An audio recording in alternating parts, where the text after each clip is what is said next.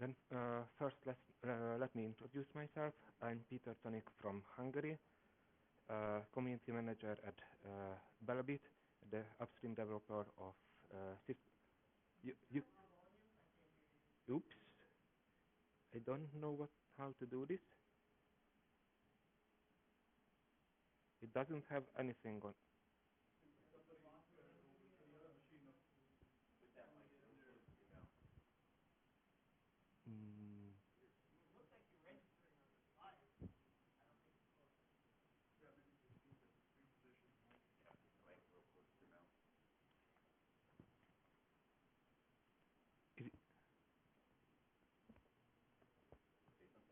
Is it any better? Can you hear it better? But is it good, better? Can you hear me? Test, test, test, test, test, test. 1, 2, 3, 4, 5, 6, 7, 8. 1, 2, 3, 4. Can you hear me?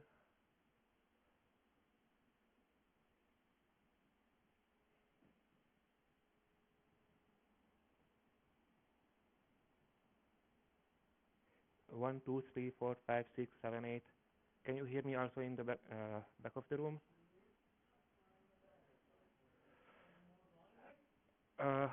Then I will try to talk loud. Is it any better? There you go. I don't know how long I can speak this way. So, I'm Peter Czanik from Hungary, from the other side of the world, community manager at Babel syslog-ng upstream. I'm doing packaging, support, and advocating of syslog-ng until now in Europe, and now here I'm at scale. In my time zone, it's right turn to midnight, but I hope it won't affect the presentation. Babel is an IT security company with a development headquarters in Budapest, Hungary, and most of us are in Budapest, but we have employees around the world and coming to the US end of this spring. So what I will talk about today. First of all, a few words about syslog-ng, what it is, and the basics of syslog-ng configuration. Then I will talk about the importance of structured log messages and how it can be achieved using syslog-ng. At the end, I will talk about central management a bit and language binding, which is quite new in syslog-ng. So, first of all, what is logging? I think most of you know it, but it's always good to repeat. It's recording events on a computer. So, if you look in the var log directory on your computer, you will find there are many log files, and the typical message looks like this on screen. This one is from SSH, public key authentication for root. So what is syslog-ng? It's an enhanced logging daemon with a strong focus on central log collection and supporting a wide range of input and output methods. And it also has a very flexible configuration language, making it possible to create complex configurations.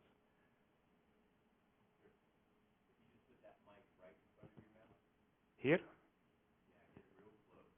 Almost like you're going to kiss it. Oops.